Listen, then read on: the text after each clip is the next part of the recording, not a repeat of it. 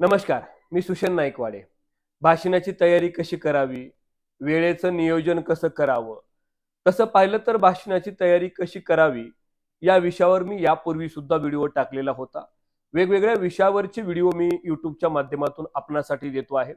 आणि या व्हिडिओमध्ये भाषणाच्या तयारीमध्ये नेमकं काय-काय येतं त्याची संपूर्ण माहिती देतो.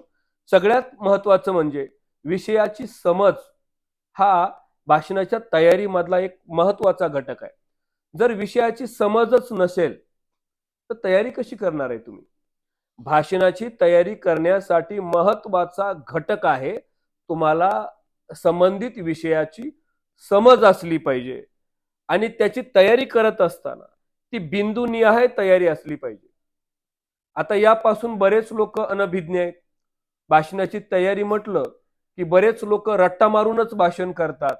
भाषणाची योग्य तयारी कशी करावी, याची कल्पनाच मुळात अनेक लोकांना नाहीये. आणि म्हणून भाषणाची तयारी करताना चुकीच्या पद्धतीनं भाषणाची तयारी केली जाते. म्हणजे महत्त्वाची गोष्ट म्हणजे भाषणाच्या तयारीतच तुमचं वेळेचंही नियोजन असलं पाहिजे. विषयाची समज, वेळेचं नियोजन आणि श्रोत्यांशी जोड निर्माण करणारे जे काही मुद्दे आहेत, ते आपण चिंतन करून काढले पाहिजे. म्हणजे विषय समजून घेतला पाहिजे. त्याची पुरेशी समज असली पाहिजे.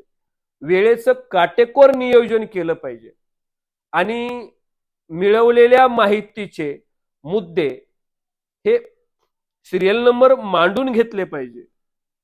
आणि महत्वाची गोष्ट म्हणजे जो काही विषय तुम्ही समजून घेणार आहात किंवा जो काही कंटेंट तुम्ही मिळवणार आहात, जी काही माहिती तुम्ही मिळवणार आहात, इकडून तिकडून वाचून, ऐकून, अन्य साधनातून मिळवलेल्या माहितीची व्यवस्थित मांडणी करणे आणि केलेल्या मांडणीचं चिंतन करणे आणि चिंतन कंप्लीट झाल्यानंतर त्याचा आत्मविश्वासपूर्वक बोलण्याचा सराव करणे. म्हणजे सराव आणि आत्मविश्वास हे तयारी नंतरच्या पायऱ्या आहेत, हेच बहुतेक लोकांना माहीत नाही.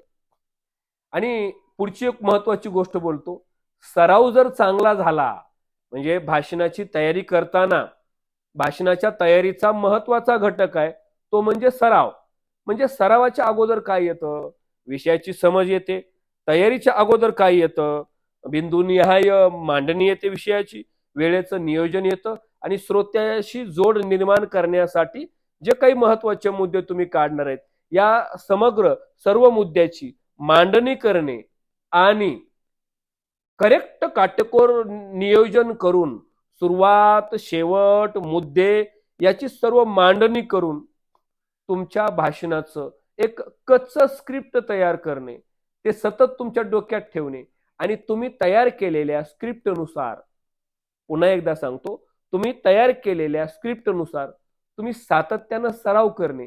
सराव जर केला, तर सरावानं माणूस परिपूर्ण होतो. म्हणजे सरावच तुम्हाला करेक्ट भाषणाकडे घेऊन जातो. म्हणजे चांगल्या भाषणाकडे जर जायचं असेल, तर तुम्हाला उत्तम सराव असणं फार गरजेचं आहे. जेवढा सराव तुम्ही जास्त कराल, तितकं तुमचं भाषण अधिक प्रभावी होणार आहे.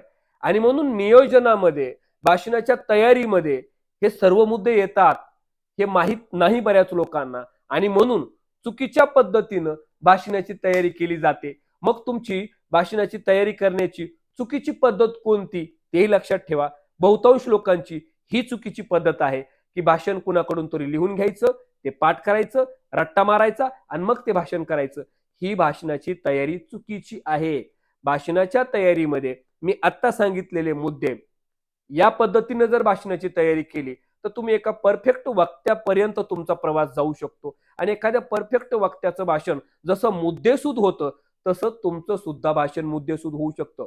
हो, मला माहिती आहे, बऱ्याच लोकांना तयारी करायला वेळच नाहीये. आणि म्हणून मी काय केलं, हवे तसे स्क्रिप्ट बनवले. म्हणजे लोकांची रिक्वायरमेंट लक्षात घेऊन मी अगदी सोप्या पद्धतीनं भाषणाचे स्क्रिप्ट बनवलेले आहेत. वेगवेगळी स्क्रिप्ट बनवलेली, त्याचं एक पुस्तकच तयार केलं आहे आणि त्या पुस्तकाचं नाव आहे वक्तृत्वाची साधना. हे पुस्तकही घरपोच मागवा, अथवा तुमची तयारी आम्ही उत्तम पद्धतीनं करून घेऊ, अगदी सोपे सोपे मुद्दे देऊन सहज तुम्हाला भाषण कलेमध्ये पुढे जाण्यासाठी आम्ही मार्गदर्शन करू. त्यासाठी आमचं 3 दिवसाचं निवासी भाषण कला प्रशिक्षण असतं. आता येणारी तारीख आहे, अहिल्यानगर जिल्ह्यामध्ये होणार आहे 20, 21, 22 तारखेला. पण त्यापूर्वी अहिल्यानगर जिल्ह्यात येणाऱ्या 7 तारखेला मोफत सेमिनार असणार आहे. तुम्हाला ही सर्व माहिती मी त्या ठिकाणी तब्बल 3 तासाचा मोफत सेमिनार असणार आहे. आणि हा 3 तासाचा 10 ते 1 हा 3 तासाचा सेमिनार नगरमध्ये MIDC या ठिकाणी होणार आहे. तो सेमिनार जॉईन करा. त्यानंतर 20, 21, 22 तारखेला नगरमध्ये प्रशिक्षण होणार आहे. आणि त्यानंतर 12, 13, 14 तारखेला बीड जिल्ह्यात निवासी प्रशिक्षण होणार आहे. आणि त्यानंतर मंथ एंडिंगला, जूनच्या एंडिंगला लोणावळ्यात सुद्धा प्रशिक्षण होणार आहे. आणि माझं मुख्य ऑफिस पुण्यामध्ये आहे, तसं बीड जिल्ह्यात हॉटेल भक्तिशक्ती तालुका वडवणी यासाठी सुद्धा माझं एक छोटंसं ऑफिस आहे. नक्कीच आपण त्या ठिकाणी भेट देऊ शकता आणि तुमच्या वक्तृत्वात बदल करण्यासाठी दिलेल्या नंबरवर संपर्क साधून भाषण कला प्रशिक्षणाची बुकिंग करा. अथवा वक्तृत्वाची साधना नावाचे माझे काही पुस्तकं आहेत, काही ग्रंथ आहेत मोठे मोठे, ते पण घरपोच मागू शकता. भेटूया अशाच नवीन व्हिडिओच्या माध्यमातून. थांबूया. धन्यवाद.